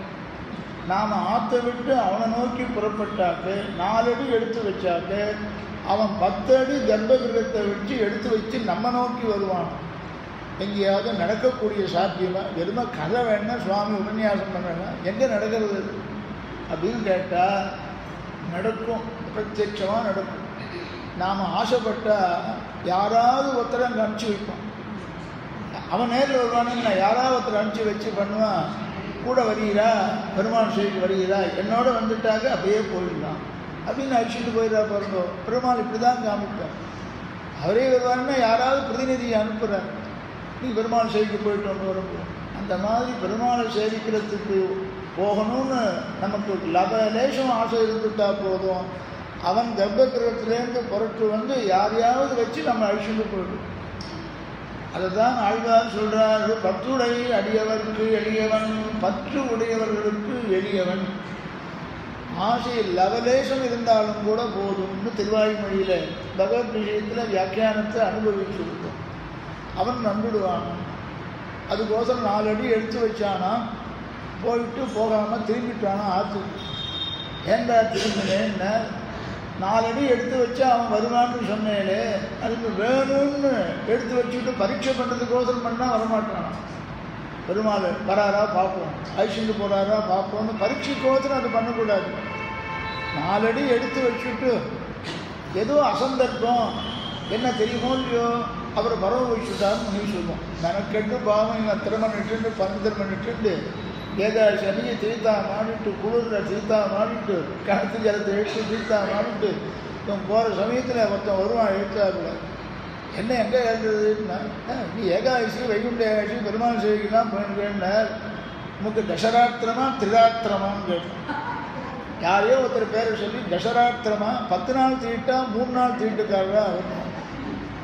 யாரோ ஒருத்தர் பேர் சொல்லி அவன் என்ன சொல்லி தசராத்திரம் தானே, அவர் நேற்றுக்கு தான் போயிட்டாருணும். பாருங்க, போகிற சமயத்தில் சொல்லக்கூடாதா, பெருமாள் சேவைக்கு வந்த அப்புறம் சொல்லக்கூடாதா, தசராத்திரமா திரிராத்திரமா, அதில் கேள்வி வேறு கேட்கும். அப்படியே திரும்பிடுவான். அந்த மாதிரி அசந்தர்ப்பம் வந்து பகவானை சேவிக்கணும்னு போய் சேவிக்க முடியாமல் திரும்பினாலும் கூட பகவான் நினச்சிக்கிறானா, இவன் நம்ம சேவிச்சான்னு கணக்கு பண்ணிக்கிறானா. அது வேணும்னு பரீட்சை பண்ணுறதுக்கோசரம் 4 அடி போயிட்டு வந்தாக்க இவன் சேவிச்சவன்னு கணக்கு பண்ணிக்க மாட்டான்.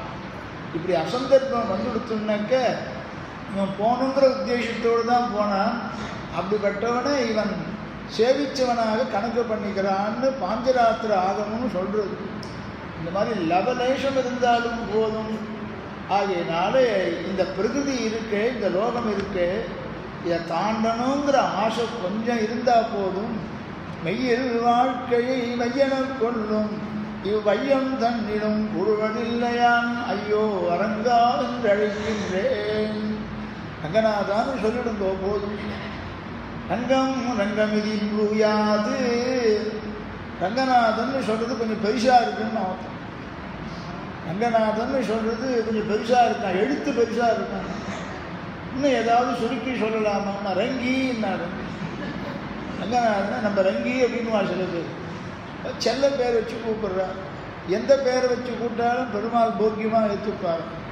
தமருவந்தது எப்பேர் மற்ற பேர், தன்னை எந்த பேர் சொல்லி கூப்பிட்டாலும் பக்தர்கள் விரும்பி எந்த பேரை வைக்கிறாலும் அந்த பேரே எனக்கு போக்கியம்னு பெருமாள் நினைப்பான். ரங்கநாதான்னு கூப்பிட்றது கஷ்டமாக இருக்குது, வேறு ஏதாவது இன்னும் சுருக்கமாக பேர் இருந்தால் தேவையில்லை. என்ன பேர் வைக்கலான்னார். ஸ்ரீரங்கன்னு சொல்லுங்க, பெருமாள் பேரை கூட சொல்ல வேண்டாம், ஸ்ரீரங்கன்னு பேர் சொல்லணும். ஞானமே இல்லாதவா ஸ்ரீரங்கன்னு பேர் சொல்லிட்டா கூட ரங்கநாதன் நம்ம ஊரை சொன்னால், நம்ம திவ்ய தேசத்தை நாம் இருக்கிற ஊரை சொல்லிட்டான், இவனுக்கு மோட்சம் கொடுக்கலான்னு பார்ப்பான். நரகத்துக்கு அனுப்ப மாட்டானோ. இது ஆழ்வாரே பாசுரத்தில் பேசுகிறார். அறிவிழா மனுஷரெல்லாம் அரங்கம் என்று அழைப்பராயில் பொழுவில் வாழி நரகமெல்லாம் உள்ளெழுந்து அழியுமன்றே. ஞானம் இல்லாதவா கூட, ஞான சூன்யர்கள் கூட, பகவானை பற்றின அறிவு கொஞ்சம் கூட இல்லாதவா கூட ஸ்ரீரங்கம் சொல்லிட்டாக்க பகவானுக்கு அவ்வளவு சந்தோஷமாக அவன் இருக்கிற தேசத்தை நாட்டை தேசத்தை சொன்னதுனால, ஊரை சொன்னதுனால அவ்வளவு சந்தோஷமானார். அப்படி இந்த பிரகிருதியை தாண்டணும்னு ஆசைப்பட்டாக்க என்னையே நீங்கள் சரணாகதி பண்ணுங்கோன்னு சொன்ன அவதாரம் கிருஷ்ணாவதாரம். அவன்தான் மாயன், மாயனை மோகித்வா ஜெகத் சர்வம் கதா சொந்தானமுத்தம். கிருஷ்ணாவதாரம் முடிஞ்சு போகிற சமயத்தில் ஜனங்கள்லாம் அவ்வளவு கஷ்டப்பட்டாலும் இருக்கும்போது உபயோகப்படுத்திக்கலையே. கிருஷ்ணன் நேரில் வந்து நம்மோடு பழகினானே, சௌலபியத்தை காண்பிச்சானே, சௌசீல்யத்தை காண்பிச்சானே, அப்போ உபயோகப்படுத்திக்கலையே அப்படிங்கிறான். இருக்கும்போது காலக்ஷேபத்துக்கு வரமாட்டான். ஐயோ சுவாமி காலக்ஷேபத்துக்கு கூட்டாரு, அப்போ கேட்காம போயிட்டோமே நம்ம அவர் போன பிறகு நினச்சிக்குவோம், ஐயோ பாவம் இப்படி கூட்டுது இந்த பிராமணன், அப்பெல்லாம் நம்ம போடலையே அப்படின்னு போன பிறகு நினச்சிக்குவோம். இந்த மாதிரி பெருமாள் சொல்கிற அவதாரத்தை முடிச்சுட்டு பரமபதத்துக்கு போகும் பொழுது எல்லாரும் கிருஷ்ணனை நினச்சிட்டு அழுதாலும் இந்த பிரபஞ்சத்தை எல்லாம் மோகிக்கும்படி பண்ணானா. ஹிருதிமுக்த சிகண்டமண்டனா லிகிதேணமமைஷிப்பினா அவதனாம் குரவல்லவாங்கனா வதனாம் கோஜதிவாகரோ யுவா ஹிருதிமுக்த சிகண்டமண்டனா. சுவாமி தேசியன் சாதிக்கிறார், தன்னுடைய மயில் தோழியை தலையில் வச்சுருக்கான். மயில் பீலி தெரியுமா? மயில் பீலியை தலையில் வச்சுருக்கானா, புல்லாங்கு உள்ள கையில் வச்சுருக்கானாம், புன்முறுவல் சிரிக்கிறானாம். இதெல்லாம் கண்ணு முன்னால் நிற்கிறதான். ஹிருதிமுக்த சிகண்டமண்டனா லிகிதேணமமைஷிப்பினா மதனாதுர வல்லவாங்கனா வதனாம் கோஜதிவாகரோ யுவான். அவனுடைய ஒவ்வொரு அவயவங்களையும் அனுபவிக்கும் பொழுது எந்த அவயவத்தை விடணும்னு தோன்றியான். எல்லா அவயவங்களையும் ஏக காலத்தில் அனுபவிக்கணும்னு தோன்றுதான். திருப்பானாழ்வார் ஒவ்வொரு அவயவங்களையும் அமரநாதிபிரான்ல எப்படி ரங்கநாதனை கிருஷ்ணனாகவே நினச்சிட்டு அனுபவிச்சாரோ, இந்த அவயவம் போக்கியமில்லைன்னு யாருக்காவது விட தோன்றுறார். எல்லா அவயவங்களையும் ஒன்று விடாமல் அனுபவிக்கணும்னு ஆசைப்படுறாராம். அப்படி அந்த கிருஷ்ணாவதாரம், அப்படிப்பட்ட கிருஷ்ணன் தான் இந்த துவாபர யுகத்தில் ஆயுர்வாடியில் நாம் எல்லாம் தொட்டு பழகும்படியாக கோபியெல்லாம் தொட்டு தொட்டு பார்ப்பாராம். தொட்டு பழகும்படியான சௌலபியம் அவன் மனசு வச்சாக்க இந்த பிரகிருதியை நாம் தாண்டிவிடலாம். அதுக்கு பகவான் சொல்கிறான் கிருஷ்ணன், மாமேவையே பிரபத்யந்தே மாயாமே தாம் தரந்திதே தெய்வீகேஷா குணமயி மம மாயா துரத்யயா கீதே மாயனை. இந்த 3 குணங்களினுடைய மாயையாகிற பிரகிருதியை தாண்டணும்னு மாமேவையே பிரபத்யந்தே, என்னையே யார் சரணாகதி பண்ணுறாளோ அவள் இந்த சம்சாரத்தை தாண்டிவிடலாம், மோட்சத்துக்கு வந்துவிடலான்னார். அப்படிப்பட்ட கிருஷ்ணானிடத்தில் நாம் பக்தி பண்ணுவோம்னா, கிருஷ்ணாவதாரத்தில் என்ன விசேஷம் அப்படின்னா மற்ற அவதாரத்தில் இல்லாத விசேஷம். தேவகியினுடைய கர்ப்பத்தில் இருந்தான் கிருஷ்ணன், ராமனும் கௌசலியினுடைய கர்ப்பத்தில் இருந்தான். நிருசிம்மம் எப்படின்னா சங்கல்ப மாத்திரத்திலே ஸ்தம்பத்தில் தோன்றிட்டான், அவதாரம் பண்ணிவிட்டான், கர்ப்பவாசம்லாம் பண்ணலை. ராமாவதாரத்தில் கௌசல்யாதேவியினுடைய வயிற்றில் கர்ப்பவாசம் பண்ணினான். திருவயிறு மணிவயிறு நேற்று பார்த்து குலசேகராழ்வார் சாப்பிட்டார். திருவயிறு மணிவயிறு அது கர்ப்பவாசம் பண்ணானும் இல்லையோ. அந்த மாதிரி கிருஷ்ணாவதாரத்தில் கர்ப்பவாசம் பண்ணும் பொழுது என்ன விசேஷம்னா, ராமாவதாரத்திலையும் கர்ப்பவாசம் பண்ணான், கர்மாவினாலே இல்லை, நம்ம மாதிரி. கௌசல்யாதேவி வயிற்றில் கர்ப்பவாசம் பண்ணி பிறந்தான். ததச்சத்வாதசே மாசே, ராமாயணத்தில் சாயங்கால வேலை பார்க்க போகிறோம், இன்னும் வந்துடும். இன்னைக்கு முதல் ஸ்லோகம் தான் சொல்ல போகிறேன். தபஸ்வாத்தியாய நிரதம். இன்றைக்கும் நாளைக்கும் 2 நாள் அந்த ஸ்லோகம் புரியுது. அவ்வளோ அர்த்தங்கள் இருக்குது. 2 நாள்லேயே முடிஞ்சால் பிள்ளையாருக்கு தேவை வரும், 2 நாள்லேயே முடியுமான்னு. அதனால அவ்வளோ ஆச்சரியமான ஸ்லோகம். கிருஷ்ணாவதாரத்தில் என்ன விசேஷம்னா, தேவகி வயிற்றில் இருக்கும் பொழுது இவன் சர்வேஸ்வர தத்துவம்னு காண்பிச்சுட்டான். கௌசல்யாதேவி வயிற்றில் இருந்த பொழுது தேவர்கள்லாம் சரணாகதி பண்ணலை. தேவியினுடைய வயிற்றில் கர்ப்பவாசம் பண்ணும் பொழுது சரணாகதி பண்ணிவிட்டாலாம் தேவர்கள், நீதான் எங்களை காப்பாற்றணும், அசுராளிடத்திலேருந்து காப்பாற்றணும். இது ஸ்ரீபாகவதத்தில் ஒரு ஸ்லோகம். இது சத்யவிரதம் சத்யவரம் திரிசத்யம் சத்யஸ்ய யோனிம் நிஹிதம் ச சத்யே சத்யஸ்ய சத்யவிரத சத்யநேத்ரம் சத்யாத்மகம் த்வம் சரணம் பிரபன்னா. தேவிகி வயிற்றில் இருந்தபோது கிருஷ்ணன் தான் வந்து லோகத்தை காப்பாற்ற போகிறான் அப்படின்னு முன்கூட்டியே ரிசர்வேஷன் பண்ணி வச்சுட்டாலும் ஆண்டவன் சாதிப்பேன். தேவர்கள் முதல்ல எங்கள் காரியத்தை பண்ணுங்கோ அவதாரம் பண்ணின உடனே அப்படின்னு அதுலேயும் அந்த கிரமம் இருக்கோ இல்லையோ, வரிசை இருக்கோ இல்லையோ. கர்ப்பத்தில் இருக்கும்போது ரிசர்வேஷன் பண்ணி வச்சுட்டாலாம் தேவர்கள்லாம். அந்த உடனே எங்களுடைய அசுராலெல்லாம் எங்கள் விரோதிகள் எல்லாம் சம்ஹாரம் பண்ணணும். அந்த அசுராலால் ஹிம்சா தாங்க முடியலன்னு தேவர்கள்லாம் சரணாகதி பண்ணிவிட்டார். அதனால் அசுராலெல்லாம் சம்ஹாரம் பண்ணினா ஒவ்வொருத்தரையும் பூதனையை சம்ஹாரம் பண்ணாலும் எடுத்த உடனேயே குழந்தையாக இருக்கும் பொழுதே பூதனையை சம்ஹாரம் பண்ணினான். பூதனைன்னு சொன்னாக்க அஞ்ஞானம்னு அர்த்தம். இந்த பூதனா சம்ஹாரம் தான் முதல்ல நடந்தது.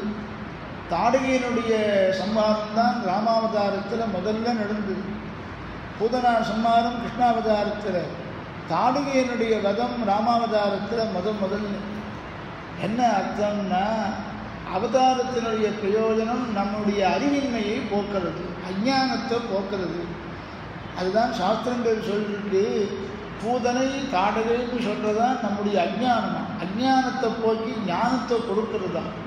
அவித்யா பூதனோன்முக்தை அனவைஜாத சத்பதை அசதாஸ்வாது சப்ரீடை ஆதிஷ்டமிதி தரிசிதம். சுவாமி தேசிகன் சாதிக்கிறார். பகவானுடைய அவதாரத்தினுடைய பிரயோஜனம் என்னடான்னு கேட்டால் நம்முடைய அஞ்ஞானத்தை போக்கி ஞானத்தை கொடுக்கறது தான் பூதனா சம்ஹாரம் தாடக சம்ஹாரம். தாடக வதத்தை பண்ணாலும் இல்லையோ அந்த விஷயத்தை ராமாயணத்தில் பார்க்கும்பொழுது தாடகாவதம் வரப்போகிறது. அப்போ சொல்கிறேன் அதனுடைய விஷயத்தை. இந்த தாடகையினுடைய பூர்வபட்சம்லாம் எப்படிப்பட்டது, அவன் வதம் பண்ணுறது நியாயம்தாங்கிறத விஸ்வாமித்திர மகரிஷி ராமனே யோஜனை பண்ணும் பொழுது அப்போ விஸ்வாமித்திரர் சொல்கிறார், உன்னுடைய அவதாரத்தினுடைய பிரயோஜனமே அஞ்ஞானத்தை அழிக்கிறது தாண்டா. இந்த தாடகை இப்படிப்பட்டவள், இவளை வதம் பண்ணுறத குற்றம்னு நினச்சிக்காதே, பாபம்னு நினச்சிக்காதே அப்படின்னு சொல்கிறார். அப்படி கிருஷ்ணாவதாரத்தில் எடுத்த உடனே பூதனையை சம்ஹாரம் பண்ணால் தேவர்கள்லாம் தேவியனுடைய கர்ப்பத்தில் இருக்கும்பொழுது சரணாகதி பண்ணினா அப்படின்னு பாகவதத்தை கொண்டு சொல்லுவான். இந்த பூதனா சம்ஹாரம் பண்ணினான். பிறந்தது எப்படி இருந்தாலும் அற்புதமாக இருந்தான். மாயனை, இவ்வளவு அர்த்தம் இருக்கு. மாயனை சாதாரணமாக 5 நாள் சொல்லுவேன், உங்களுக்கு ஒருத்தர் 1 நாளில் முடிக்கிறதுக்கு பார்க்கணும். இன்னும் ஆரம்பிக்கவே இல்லை, இன்னும் முடிக்கிறது இன்னும் ஆரம்பிக்கவே இல்லை. அவதாரம் பண்ணும் பொழுது எப்படி இருந்தான்னு தெரியுமா? ராமாவதாரம் மாதிரி இல்லை, கிருஷ்ணாவதாரத்தில் எப்படி இருந்தான்னு தெரியுமா? சிவபிரம்மம் பேசுகிறார். சங்கு சக்கரத்தோடு சேவை சாதிச்சான், பீதாம்பரத்தோடு சேவை சாதிச்சான், நல்ல ஆச்சரியமான திருக்கண்களோடு சேவை சாதிச்சான். ஒன்றும் சொல்ல முடியலேன்றார் சிவபிரம்மம். என்ன சொல்லி வர்ணிக்கிறது கிருஷ்ணாவதாரத்தை? மாயனை தமத்புதம் பாலகமம் புஜேக்ஷணம் சதுர்புஜம் சங்ககதாத்யுதாயுதம் சீவத்ரலக்னம் கலுஷோபிதௌத்ருவம் பீதாம்பரம் சந்திரபயோதசௌபகம் மகார்கவைடூரிய கிரீடகுண்டல துஷா பரிஷ்வக்த சகஸ்ரகுந்தலம் உத்யாம காஞ்சங்கதனூபுராதிபிஹி விரோச்சமானம் வசுதேவ இக்ஷதா. வசுதேவர் பார்த்தார். சுகபிரம்மத்துக்கு ஆண்டவன் சாதிப்பார். பலம் எப்படி இருக்கு பார்க்க, சுகபிரம்மம் போட்டு இப்படிப்பட்ட பெருமாளை குழந்தை பிறந்த உடனே வசுதேவர் பார்த்தார். வசுதேவர் பார்த்தார்னு சொல்றதுலேருந்து என்னடா தாத்பரியம்னா, தனக்கு கிடைக்கலையே அந்த சேவைன்னு சுகபிரம்மம் வருத்தப்படுறார். குழந்தை பிறந்த உடனே பக்கத்தில் இருந்தது யாரு? வசுதேவர் தானே. எப்படிப்பட்ட குழந்தைய பார்த்தா சதுர்புஜம், மற்ற அவதாரத்தில் உண்டா சதுர்புஜமாக சேவை சாதிச்சார். சங்கசக்கர கதாயுக்தனாக பிறந்தான். சங்கு சக்கரத்தோடு சேவை சாதித்தான், கதா பத்மத்தோடு சேவை சாதிச்சான். சீவத்ஸ்வரத்னம் தலசோபி கௌஸ்துபம், கௌஸ்துபரத்னமானது தெரிஞ்சது. பரமபதத்தில் தான் கௌஸ்துபரத்னத்தோடு சேவை சாதிப்பான். சில பேர் பக்தர்கள் எல்லாம் விரும்பி அச்சாவதாரத்திலையும் அந்த மாதிரி கௌஸ்துபரத்னம் மாதிரி ரத்னங்கள் எல்லாம் ஆபரணங்கள் எல்லாம் பண்ணி போடுற. இப்போ கூட ரங்கநாதனுக்கு புதுசாக ஆபரணங்கள்லாம் சாத்திருக்காளாங்க. இதுக்கு முன்னால் இந்த ரங்கநாதனுக்கு இந்த ஆபரணமே சேவிக்கிறேன், நீ சேவிச்சிடன்னு நான் சேவிச்சுட்டு வந்தவா சொல்கிறேன். அதனால் நம்பி நான் சொல்கிறேன். அது எங்கேன்னு கேட்கப்படுற எடுத்தது. நீ சேவிச்சுட்டு வந்தவா சொல்கிறேன். புதுசாக ஆபரணம் சாத்திட்டு இருக்கானா. பக்தர்கள்லாம் எந்த விரும்பிய ஆபரணம் போட்டுக்கிறாளோ அதை எடுத்துக்கிறாளோ. சதுர்புஜம் சங்ககதாத்யுதாயுதம், இது எல்லாத்தையும் பார்க்கணுன்னா பரமபதத்துக்கு போனால் தான் பார்க்க முடியும். ஆனால் விபவாவதாரத்தில் கிருஷ்ணாவதாரத்தில் இப்படி சேவை சாதித்தான். தேவியனுடைய வயிற்றிலிருந்து பிறக்கும் பொழுது ஸ்ரீவத்சரத்வம் கர்ஷோபி கௌஸ்துபம் பீதாம்பரம் சாந்திரபயோதரூபகம் பீதாம்பரத்தோடு சேவை சாதிச்சான். அங்கே எப்படி சேவை சாதிக்கிறானோ அங்கே சேவை சாதிச்சான். பீதாம்பரம் சாந்திரபயோதசௌபகம். அது மாத்திரமில்லை, கிரீடமுகுட சூடாவகம்ச மகர குண்டல கிரைவேயகார கையூர கடக ஸ்ரீவத்ச கௌஸ்துப முக்தா தாமோதர வந்தன பீதாம்பர காஞ்சி குணநூபுராத்ய பிரவித திவ்யபூஷணா. உடையவர் சொல்றார் பெரும்ப வெத்தியத்திரைத்தர கிரீடமுகுட சூடாவகம் சமகர குண்டல கிரைவேயகார கையூர கடக முக்தா தாமோதர வந்தன பீதாம்பர காஞ்சி குணநூபுராத். இந்த பதங்கள்லாம் நிற்கிறதான். நான் முந்தின்னு உடையவர்கிட்ட நிற்கிறதான். கத்தியத்திரயத்தில் அனுபவிக்கிறார் பாருங்க. மகார்கவைடூரிய கிரீடகுண்டல துஷா பரிஷ்வக்த சகஸ்திரகுண்டலம் உத்யாம காஞ்சங்கதனூபுராதி. இந்த மாதிரி நூபுரத்தெல்லாம் சாத்தின்னு இருக்கான். எப்பன்னா கிழக்கும் பொழுது சாத்தின்னு இருக்கான். அது மனசில் வச்சுதான் இறந்தவாறும் வளர்ந்தவாறும் மாயனை மோகித்வா ஜெகத் சர்வம் மாயனை. பிரகிருதிக்கெல்லாம் சுவாமியாக இருக்கிறவனை மாயனை. இறந்தவாறும் வளர்ந்தவாறும் பெரிய பாரதம் கை செய்து ஐவர்க்கு திறங்கள் காட்டிட்டு செய்து போன மாயங்களும் மாயனை. பாண்டவர்கள் எல்லோரும் தன்னை சரணாகதி பண்ணிட்டான்னு சொல்லி பாண்டவர்களுக்கெல்லாம் எல்லா விதமான உதவிகளை எல்லாம் பண்ணி வேண்டிய காரியத்தெல்லாம் நிறைவேற்றி கொடுத்தானே. பஞ்சவரை பலவகையும் காத்தார் வந்தார் தேசி பாஞ்சாலி குடல் முடித்தார் வந்தார் தானே. தேசிகனை சொல்லலைன்னு சில பேருக்கு பிடிக்காது. தேசிகனை சொல்லி தான் அனுபவம். தேசிகனை சொன்னால் போக்கியமாக இருக்குது. தேசிகன் சாதித்துக்கார் பாருங்கோ. அந்த மாதிரி ஐவர்க்குன்னா பாண்டவர்களுக்கு திறங்கள் காட்டிட்டு திறங்களும் சாமர்த்தியங்கள் ஒருவராலும் பண்ண முடியாத காரியத்தை எல்லாம் காண்பிச்சு கொடுத்தான். பக்கபலமாக இருந்தான். துரியோதனன் தலைமாட்டில் உட்கார்ந்தான். அர்ஜுனன் கிருஷ்ணனுடைய பாதத்தில் உட்கார்ந்தான். பெருமாள் பாதத்திலிருந்து மறுக்கிறவனுக்கு அர்ஜுனன் தான் முதல்ல பார்த்தா. தலைமாட்டில் உட்கார்ந்துருக்கவனை பார்க்கல. எப்பயுமே தான் ராஜாதிராஜன் நினச்சிருந்த துரியோதனன் கிருஷ்ணனுடைய தலைமாட்டில் உட்கார்ந்தான். கிருஷ்ணனுடைய திருவடியில் உட்கார்றது இழப்பன்னு நினச்சான். மாமேகம் சரணம் பிரஜா. திருவடியை காமிக்கிறான் பாருங்க. அந்த திருவடி தானும் வசத்தி. ஆபீடான் மௌலி பர்யந்தம் பஷ்யத புருஷோத்தமம் பாதகான்யாசு நஷ்யந்தி கிருபனஸ்தூபாதகம். பெருமாளை எப்படா சேவிக்க ஆரம்பிக்கணும்? முதல்ல திருவடியை சேவி. சாஸ்திரம் பாஞ்சராத்திர சாஸ்திரம் சொல்றது திருவடியை முதல்ல சேவி. ஆபீடான் மௌலி பர்யந்தம். மௌலின்னா சிரசுன்னு அர்த்தம். திருவடி ஆரம்பித்து திருவடி பர்யந்தம் எவன் ஒருவன் சேவிக்கிறானோ சேவிச்சவனுக்கு பாதகானி ஆசு நஷ்யந்தி. ரங்கநாதனுடைய திருவடி ஆரம்பித்து திருவடி பர்யந்தம் ஒரு தடவை சேவிச்சுட்டாக்கு இவன் பண்ணியிருக்கிற பாவங்கள் அத்தனையும் உடனே போயிருந்தான். பாவங்கள் அத்தனையும் போகட்டும்னு ஆசு நஷ்யந்தி ஆசு நஷ்யந்தி பாதகானி ஆசு நஷ்யந்தி கம்புனஸ்தூபாதகம். இப்படிப்பட்ட பாவங்கள்லாம் பெரிய பெரிய பாவங்கள் எல்லாமே அச்சாவதாரத்தை சேவிச்சாக்க போயிருதுன்னு சொன்னாக்க சாமானிய பாவங்கள் போகாத. அப்படிப்பட்டதான ஐவர்க்கு திறங்கள் காட்டிட்டு செய்து போன மாயங்களும் அப்படின்னு சொன்னார். ஆகையினால அந்த கிருஷ்ணன் தான் நம்முடைய பாவங்களை எல்லாம் போக்குவான். அவதாரம் பண்ண சமயத்திலேயே தான் ஈஸ்வரன்னு காண்பிச்சுட்டான். மாயனை அப்படின்னு சொன்னான். மாயனை மண்ணு வடமதுரை மைந்தனை. வேற என்ன காரியம் பண்ணான்னு தெரியுமா? அவன் பண்ண சேட்டை எல்லாம் கொஞ்சம் நஞ்சம் இல்லை. கோபிகளெல்லாம் அவர்களுக்கு பக்தி இருக்கான்னு பார்த்து பரீட்சை பண்ணுவான். சரி, பரீட்சை பண்ணுறதுன்னு என்னன்னு கேட்டா அவளிடத்தில் பிரீதியே உருவெடுத்த மாதிரி தன்னை காண்பிச்சுப்பான். உன்னிடத்துல தான் எனக்கு ரொம்ப பிரீத்தின்னு சொல்லுவான்.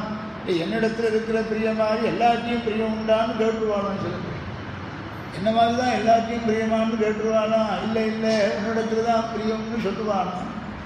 அந்த மாதிரி சொல்லிவிட்டு என்ன பண்ணுவான்னு தெரியுமா, ஏமாற்றிட்டு இன்னொரு கோபியை கையை பிடிச்சிட்டு போயிடுவான். அதுவும் எங்கே போவான்னு தெரியுமா, எந்த கோபியின் இடத்துல ப்ராமிஸ் பண்ணானோ உன்னிடத்துல தான் பிரீத்தின்னு ப்ராமிஸ் பண்ணானோ அந்த கோபிகை வாசல் வழியாகவே இன்னொரு பெண்ணை பிடிச்சிட்டு போயிடுவான்.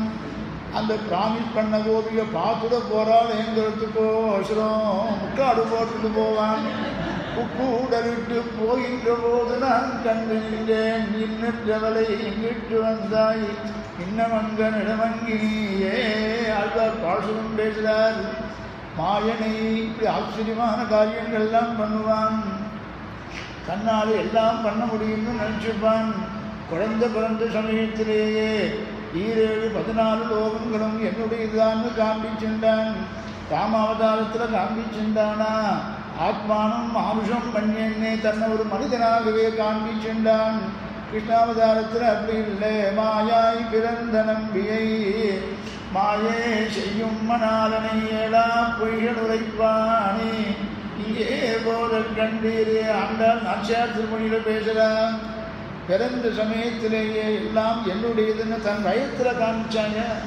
யசோதை பார்த்தால் நான் எல்லாம் தெய்வ நங்கை யசோதை பெற்றாலே கையும் காலும் நிமிர்த்து கடாறு நீர் பையவாட்டி பசுஞ்சிறு மஞ்சளால் நையனா வழித்தாளுக்கு அண்டாண்டிட ஐயமேலும் கண்டால் பிள்ளைவாயுளே.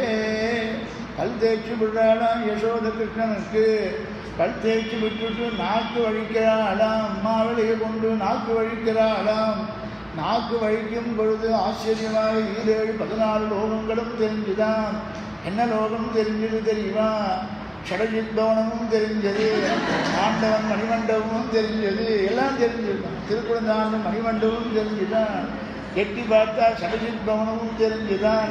கையும் காலும் நிமிர்த்து கடாறு நீர் வையவாட்டி பசுஞ்சிருவஞ்சடா ஐயனா வைத்தாளுக்கு அண்டாந்திட வையவேடும் கண்டால் பிள்ளைவாயிலே. எல்லாம் தெரிகிறதே, இது என்ன அதிசயமா, நான் பார்க்குறது உண்மையா, இது நிஜமா அப்படின்னு தோழிகள் எல்லாம் யசோடு கூப்பிட்டாலாம்.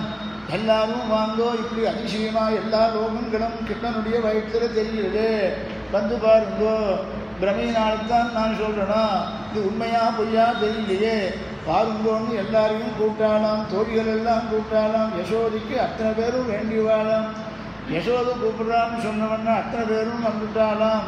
அந்த கிருஷ்ணனுடைய வயத்தை பார்த்தாலாம். வாயுள் வையகம் கண்டமடனல்லார் ஆயுள் புத்திரனல்லனரும் தெய்வம் பாயசீருடை கண்குடை பாலகன் மாயனென்று மாயனை மாயனென்று மாயனை மாயனென்று மாயனை மாயனென்று மகிழ்ந்தனர் மாதரே. அவெல்லாம் சொன்னாலாம், யசோதியே உனக்கு பிறந்திருக்கிற குழந்தை சாமானிய குழந்தை இல்லை, ஒரு இடைப்பிள்ளைன்னு நினச்சிக்காதே.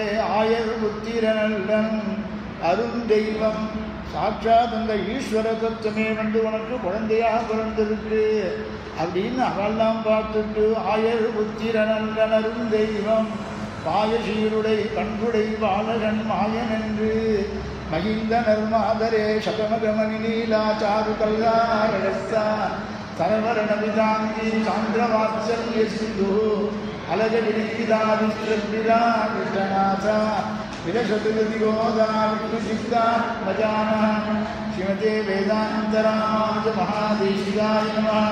ஸ்ரீமதே நிகமாந்த மகாதேசிகாய நமः. பகவதே பாஷ்யகாராய மகாதேசிகாய நமः. ஸ்ரீமதே பகுலபூஷண மகாதேசிகாய நமः. ஸ்ரீரங்கநாயகே நமः. ஸ்ரீரங்கநாதபரபிரம்மணே நமः. ஸ்ரீரங்கநாததிதிகமணி பாதுகாபியாம் நமः. ஸ்ரீமத்யே கோதாயை நமோ நமः. பாசுரம் முடிஞ்சுள்ள நாளைக்கு வைக்கணும். யமுனை துறைவெல்லாம் சொல்லணும். அதனால் நாளைக்கு இந்த பாசுரமே கண்டிக்கணும். சாயங்காலம் எப்பொழுதும் போல் 5 மணிக்கு ஸ்ரீமத் ராமாயணம். அதில் இப்போ தான்